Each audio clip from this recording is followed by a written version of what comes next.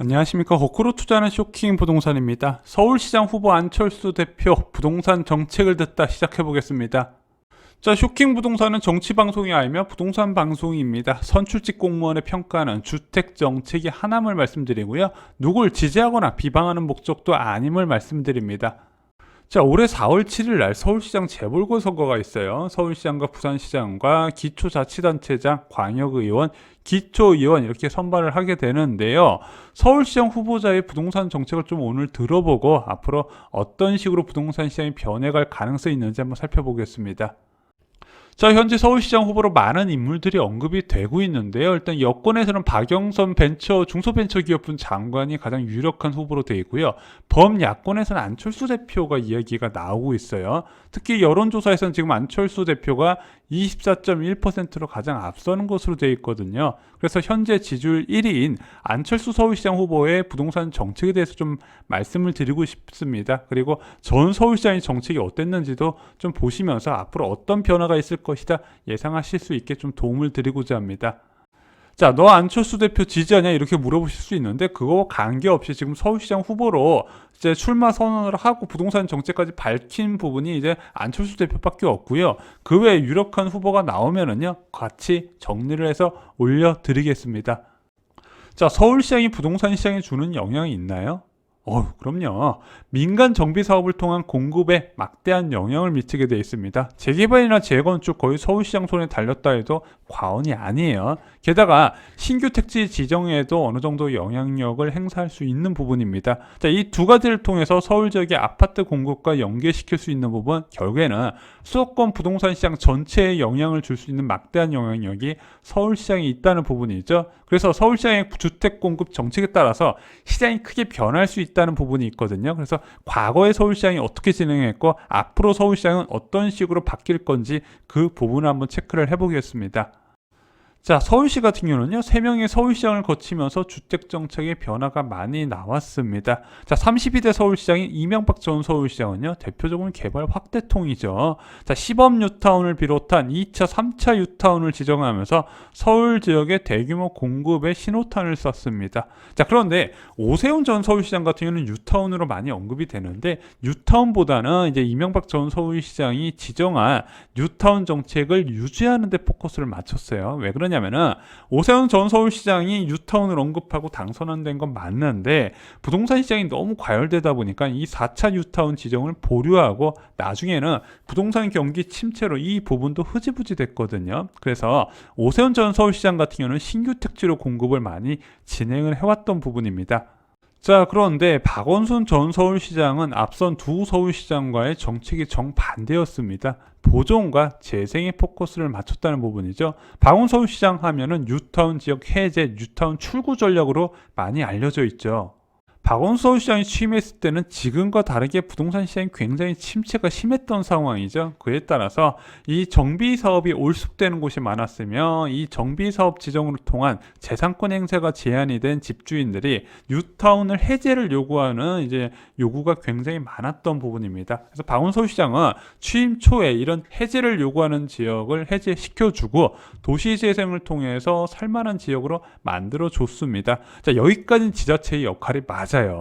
문제는 이 재생과 보존 정책이 10년 가까이 이어져 왔다는 겁니다. 자, 그런데 일시적인 부동산 침체에서 채택했던 재생과 보존 정책이 과연 개발을 필요로 하는 서울 지역에 맞냐 하는 부분인 거죠. 이 당시에 이제 전 서울시장 같은 경우는 좀 잘못된 판단을 하는 부분이 있습니다. 일단 이 당시에 서울 지역의 인구수가 줄어들고 있어서 이제 1000만이 깨지네 만에 이런 얘기가 나왔었고요. 자, 박원순 서울시장은 서울시의 주택 보급률을 보면서 주택이 부족하지 않다고 잘못 판단하게 됩니다. 자, 인구가 줄어드는 건 맞는데 선호도가 없어서 줄어드는 건 아니에요. 서울 지역에 안 살고 싶어서 안 사는 게 아니라 선호 주택이 경기도에 과도하게 공급되기 때문에 빠져나갔다는 현상. 자, 지속적으로 수도권 집중 현상은 이어져 왔었다는 부분인데 서울 지역의 주택 공급이 필요 없다고 잘못 판단한 부분이죠. 자, 그러면서 정비구역을 대거 해제하게 되는데요. 직권 해제한 곳이 114곳의 사업장이고요. 자체 해제한 곳이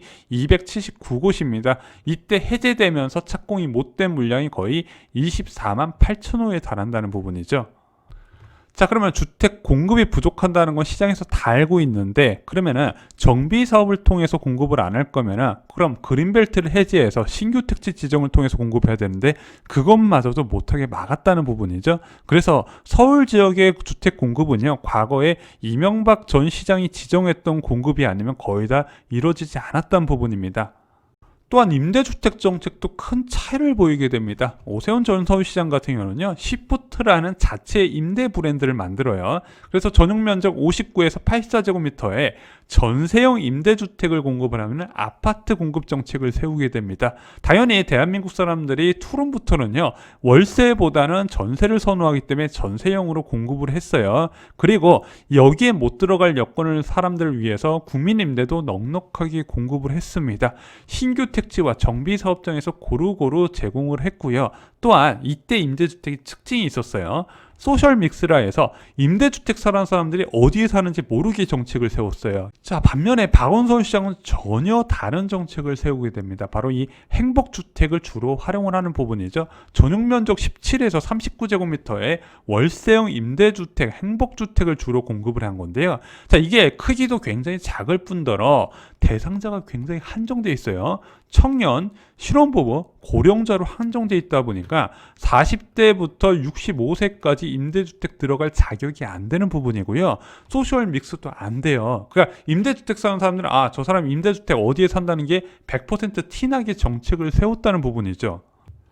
그래서 예전에 오세훈 서울시장 때는요, 신혼부부들이 서울 지역에서 이사를 가지 않고 이 시프트를 기다리면서 좀 오래 거주하는 경우가 많이 있었는데 지금은요, 서울 지역에서 신혼부부 생활을 시작하더라도 자녀가 태어나게 돼서 아파트에 거주하게 되면 거의 90% 이상이 경기도 지역으로 이사를 하게 되는 구조를 만들게 됩니다. 자, 그럼 여기까지 서울시의 그동안 주택 정책을 살펴봤고요. 서울시장 출사표를 던진 안철수 대표의 주택 정책은 어떤지 한번 살펴보겠습니다. 12월 23일 날 연합뉴스와 단독 인터뷰가 있었거든요. 부동산 정책에 대해서는 어떤 구상이냐 기자가 물어봤더니 세금 폭탄으로 안정된 사람들의 주거를 불안하게 만들었다. 특히 공급과 관련해서는 서울시에 매우 큰 책임이 있다. 공급을 완전히 닫아놨다. 이렇게 밝혔고요. 서울시 전체 주택 숫자만 보고 공급이 충분하다고 잘못 판단했다. 서울 저 반대편에 많이 집을 짓는다고 수요가 충족되나? 자, 이런 식으로 비난을 했습니다. 자, 그래서 서울 저 반대편 이렇게 했더니 외곽이 아니라 중심 지역에 주택 많이 지으려나 보다 해서 기자가 이런 질문을 해요. 강남 상구 지역의 질 좋은 새 아파트 공급이 핵심인가 물어봤더니 재개발, 재건축, 용적률 완화, 층수 문제를 포함해 전반적인 검토가 필요하다. 주거 복지 문제도 동시에 해야 된다. 그러면서 서울시가 갖고 있는 공공부지의 값싸고 질 좋은 아파트를 공급하는 문제, 질 좋은 공공주택, 임대 아파트까지 함께 가야 한다. 재개발, 재건축만 해서는 안 된다. 이렇게 밝혔습니다. 자, 그래서 덧붙여서 공급 정책은요, 주택 수 확보와 주택의 질 확보 그리고 입지라는 세 가지를 다 가져야 한다. 이건 제대로 보네요. 그러면서 현 정부는 숫자만 맞추려 했다. 맞는 이야기입니다. 자, 그래서 기자가 박원순 전 서울시장 시절에 재건축이 승인됐지만 진행이 안 된 곳이 많다 이렇게 물어봤거든요. 잠실주공 5단지 같은 건 이야기하는 것 같은데 안철수 대표가 이렇게 답변을 했습니다. 좁은 범위의 일을 갖고 도시재생인 것처럼 한 것이다. 재개발, 재건축을 포함한 원래 개념의 도시재생을 해야 한다. 절대로 서울 전역을 난개발하자는 건 아니다. 그럼 이 사람 도시재생 하려고 그러나? 이런 쪽으로 좀 의아감이 있는데, 자, 그건 아닌 것 같아요. 1월 1일 날 서울시에서 도시재생 이제 완료한 지역 찾아가가지고 이거 잘못됐다 저격하면서 이런 거 안 하겠다, 잘못된 점 고치겠다 발표를 했습니다. 그래서 한 세 가지로 압축을 해볼게요. 민간 정비 사업 활성화를 통한 공급 확대 방안을 발표할 가능성이 있습니다. 도시재생 사업은 중단될 가능성이 커요. 이것까지는 이제 시장에 좋은 작용을 할 것 같습니다. 그런데 추가 신규 특지나 재개발 구역 지정의 언급은 아직까지는 없고요. 공급 확대 방안에서 15유 토지를 활용한다 얘기했는데 지금 15유한 토지를 대부분 주거용으로 전환을 많이 한 상황이에요. 2018년에 3기 신도시부터 시작해서 2019년 8월 공급 대책까지 계속해서 15유 토지를 짜투리까지 다 긁어 모아서 주택으로 전환하고 있거든요. 더 활용할 토지는 제가 알기로는 없을 것 같은데 일단 이 부분에 대해서 추가적인 정책은 또 확인을 해봐야 될 것 같습니다. 임대주택 정책도 변화가 예상이 되는데 구체적인 방안은 안 나왔어요. 그냥 질을 높이고 아파트 위주로 공급하겠다고만 이야기가 나왔습니다. 그리고 세금 관련된 부분도 이제 비난을 굉장히 많이 했는데 부동산 세금 관련 부분은 서울시장이 권한이 없다는 거 이제 다 아실 거라고 생각합니다. 자, 물론 서울시장이 이제 공급 확대 전략을 새로 발표한다 하더라도 그것이 당장 시장에 큰 영향을 미치는 부분은 아니에요. 본인도 알겠지만요. 공급 대책은 10년 후의 결과가 나오는 부분입니다. 아직도 이명박 전 서울시장에서 이제 지정했던 이제 뉴타운 지역에서 아직까지 완공 안 된 곳이 꽤 많이 있어요. 자, 그럼 여기서 과거처럼 정비구역을 많이 지정하게 되면 부작용은 없을까요? 자, 뉴타운을 대규모로 지정했던 시절에 무슨 부작용이 있었죠? 먼저 정비구역의 부동산 가격이 크게 급등을 했죠. 그래서 4차 뉴타운이 지정 안 된 이유가 바로 이 부동산 가격 급등 때문에 그렇습니다. 또 하나 문제는요.